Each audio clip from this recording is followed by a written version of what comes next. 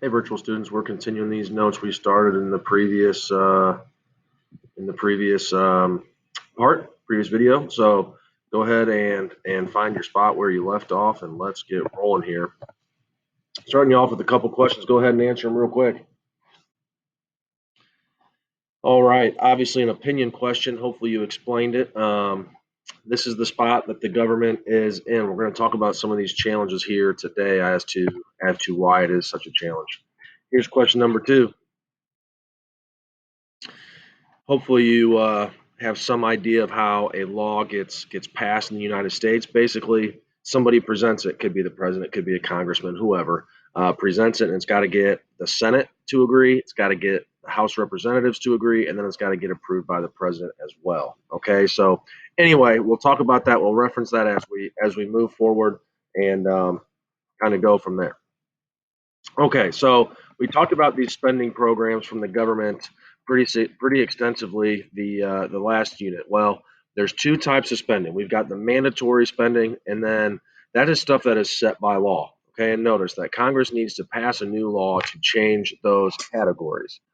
Okay, so whatever you chose, okay, to say like, okay, decrease spending, take money away from people, increase taxes, take more money from people, or kind of keep it the same and add to this debt. Whatever you're choosing, there's a tough part about being a politician with those options. Okay, so kind of keep in mind that a politician has to get elected to be able to do anything, and so to get elected, they've got to make people obviously vote for them.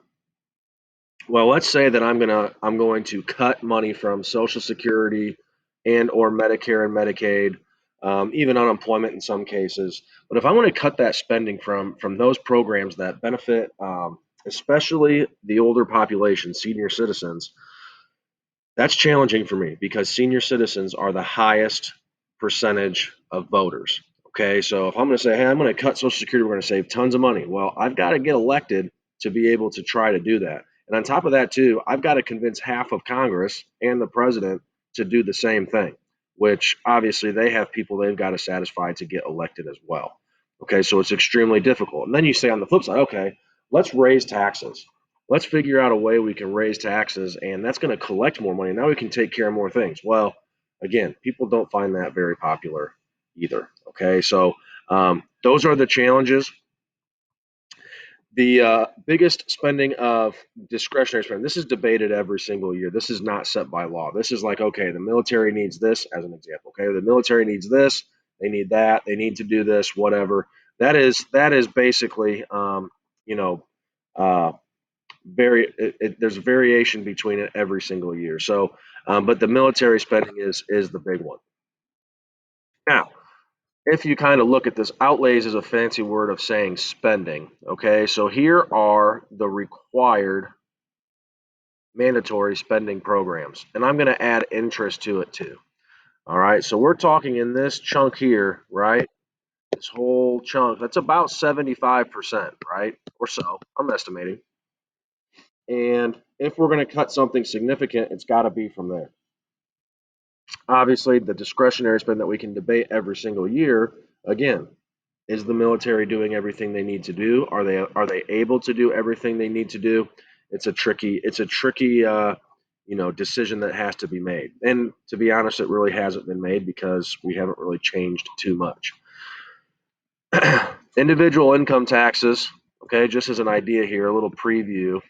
All right, individual income taxes and payroll taxes. Payroll taxes are your Social Security and your Medicare tax. Individual income taxes, that is probably the biggest chunk. But again, when we say raise taxes, we're talking about taking it out of people's paychecks. Now, can you get specific and say, well, we're only going to take it out of people's paychecks that make a certain amount of money? Yes, you could get into that. But again, this is where taxes come from, right? There's a lot of talk about like a corporate tax. Well, that's only a small chunk of money. Even if we double the corporate income tax, that only adds 230 billion. That doesn't even cover the interest that we have to pay. So kind of keeping in mind, like we've got to figure out, what to do if we're going to try to fix some of these things.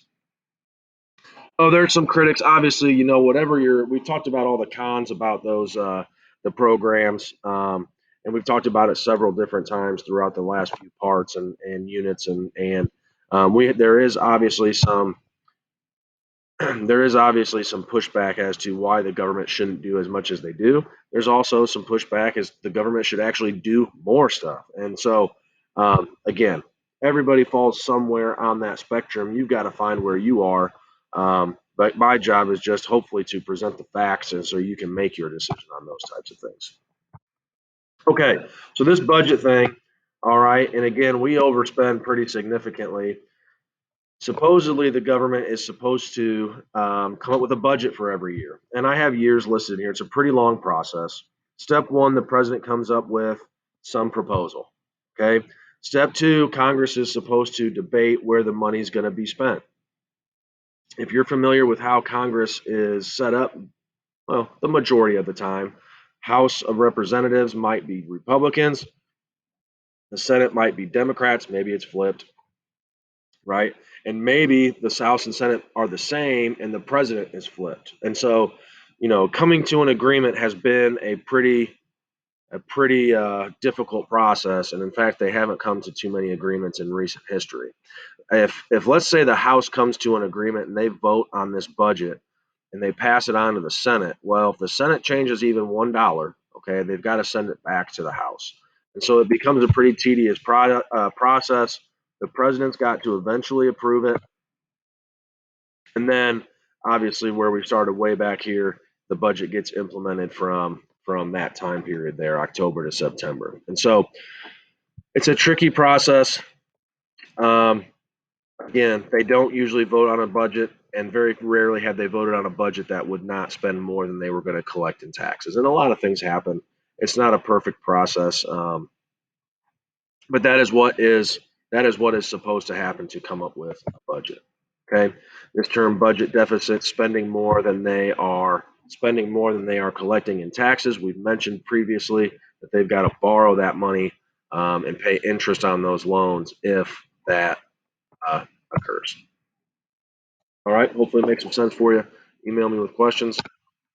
We'll talk soon.